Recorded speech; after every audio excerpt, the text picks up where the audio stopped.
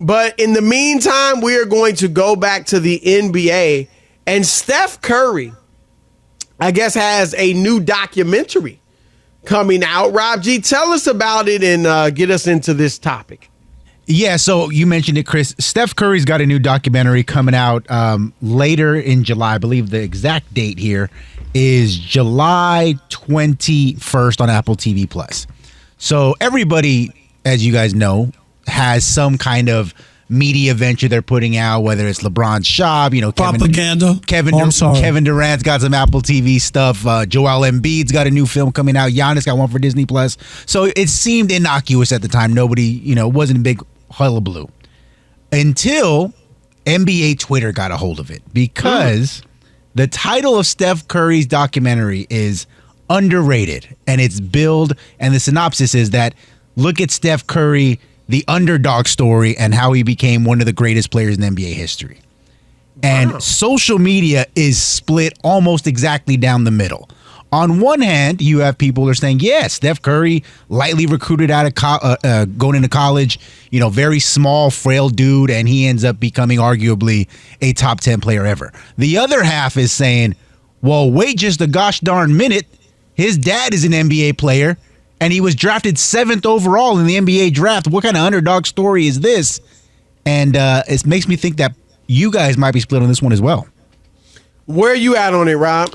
Yeah, I'm with the people who are saying it's not an underdog story. I covered when Steph was in the, what was it? NCAA tournament? NCAA tournament. I was there, I remember, and there was nothing but buzz about that kid. And I agree. I get it. He played at Davidson, so yes, he wasn't scouted and recruited for a big-time program.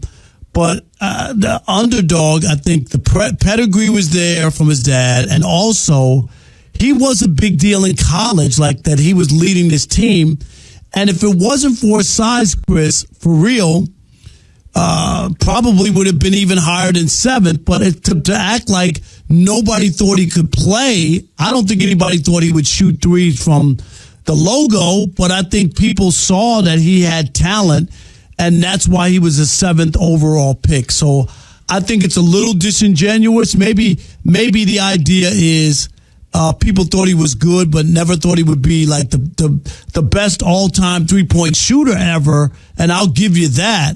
But to say like he came out of nowhere and nobody knew who he was and he was a total underdog, that story is a little far-fetched for me. I am on the other side. And I got to say this, and you didn't go there, and I respect you for this. But I think some people may feel like because his dad was an NBA player, which obviously meant Steph grew up rich, that he can't be underrated or an underdog. And I would say in general life here in America, because of the tax bracket that his family was in and that he grew up in, and obviously he had access to great education and all those things, and pretty much probably anything he wanted growing up, I would say in general terms, certainly you can't call him an underdog. But again, I'm glad you didn't go there, because that's not really the conversation. So hopefully people aren't having that one. But it's strictly about basketball. I do think he was underrated. Again, he went to Davidson. All right, not Duke, not, Michigan State, not Michigan, not even Washington, where Klay Thompson went. He went to Davidson because bigger schools weren't that interested in him. And as a young kid, we had Torrey Gurley, right? Who played with former NFL player Rob. We had him in the studio. He played with Steph, AAU, when they were younger. And he said Steph wasn't really like one of the best players on the team. At that time, Torrey was better. So him growing up was not viewed as, he's going to be some prodigy. So growing up, he wasn't all that. In high school and college, or, high school, I should say, he wasn't all that in terms of NBA prospect. Obviously, he was really good locally and probably one of the best players in the state. but he wasn't viewed as a guy that's a big-time prospect and is going to be going to the NBA. And then he goes to Davidson, for goodness sake, and stays 3 years. That's another thing. He was in the era where guys were coming out after 1 year, 2 years. He stayed 3. And being the 7th pick, yes, it's a lottery pick. But, I mean, most 7th picks, you don't know that you're getting a star at that point. It's not. It's a lottery pick. I don't want to belittle it. But most of the time, the best players are going even before that. So, I also would even say this, Rob, because you mentioned the pedigree, or Rob G mentioned the pedigree, one of you. That doesn't always mean anything. I mean, most players' sons don't get to the NBA. We are seeing some, LeBron and his son Bronny looks like he'll be headed there. And there are now a handful of guys whose dads played in the NBA. Certainly you see a good number whose dads played Division I college ball. But in most cases, kids whose fathers played in the NBA, they don't make it that far. So I think, he was exposed to going to practice, hanging out in the locker room and seeing the NBA players. But I don't know that helps you in your game. It can help your intelligence of the game, might put you on track to be a coach or something like that. But I think it's fair to say he was an underdog that really nobody believed in. And at the very least, I think everybody have to admit, nobody believed he'd be this. Yeah, this. I'll push back on you on this, because this is according to his own dad, Del Curry, who, of course, was an NBA player, who said on a podcast, Chris, that teams you going to credit Rob G for that?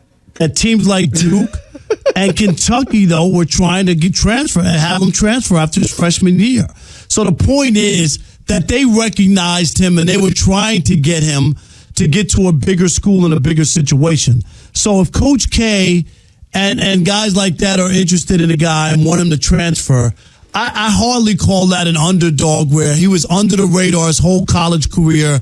Nobody knew who he was. He played in the NCAA tournament, and people are like, wow, who is that? Oh, my God, this guy can shoot from everywhere. So that's why it's hard for me to think of that guy and a lottery pick to be an underdog.